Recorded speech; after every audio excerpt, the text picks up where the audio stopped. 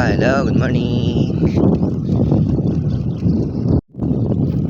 Yan, so diba sa ngayon, kung maalala nyo kahapon na meron akong napulot na isang ID o isang ID ng isang estudyante. Diba sinubukan ko siyang ibalik kahapon or isauli kahapon, kaso kung napanood nyo na yung video kahapon na trinay kong i-reach out yung contact number, na-reach out ko naman sila, kaso sobrang late na sa oras and hapon na rin, tsaka gabi pa ako nakauwi, kaya hindi ko na naibalik sa kanila. So as I promised na sa sinabi ko sa call na napag-usapan namin, i-hold ko na muna yung ID, ako muna magkikip para ako na din mismo ang magsauli. Kaya sa ngayon,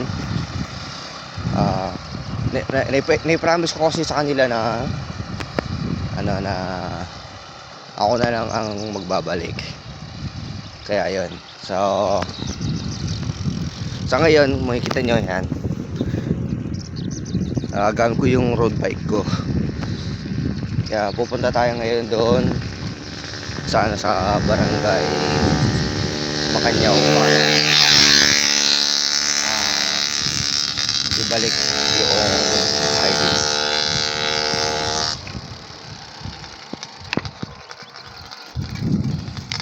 Dibala na naman,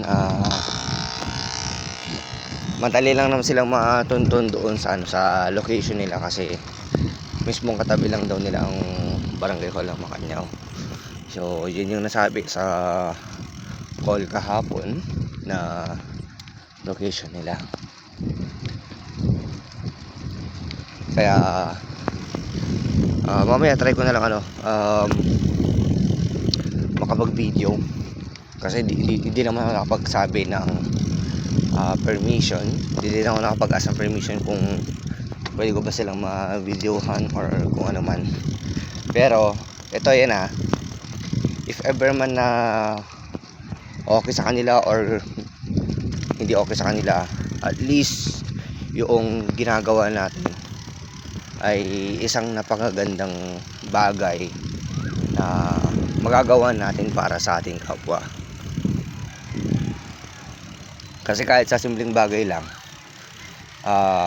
malaki yung bagay na naitutulong natin na nagagawa natin.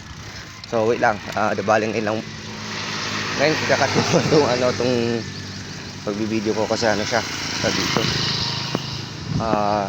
medyo makatundaan dito. So mamaya na lang ulit, bigyan na lang ako ng update mamaya. Update lang, dabaling dito na tayo ngayon sa multipurpose barangay hall ng barangay Macanyaw. So sa ngayon, dibalik ko kontakin ko muna para sure ako kung saan banda yung bahay niya. It's either dito banda or doon banda. Kaya tatawagan muna natin. Okay. Ito na yung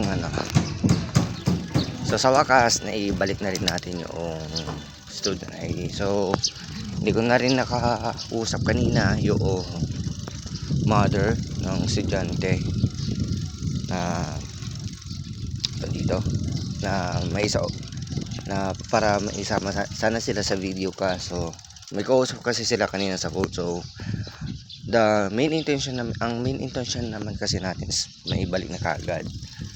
So yun lang naman.